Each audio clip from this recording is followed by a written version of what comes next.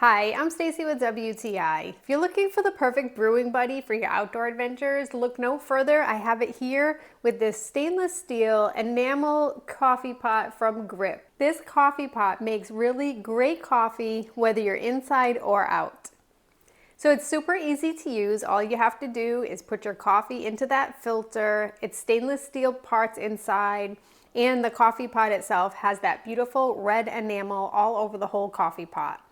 I was able to not only make coffee inside but outside as well, and the enamel took the heat with no problem. I have a ceramic flat top stove and I used a grill outside to make this coffee.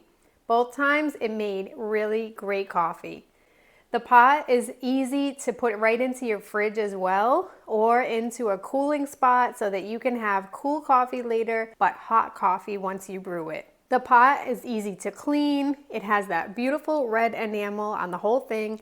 And if you're going for a true campfire coffee pot, then you have that beautiful, nice solid hook on there so that you can hang it right over your fire. We do a lot of cooking and doing things outside, so being able to have this coffee pot is a huge help because I know that anytime I need my coffee, I can get it inside and out. And that's my point of view.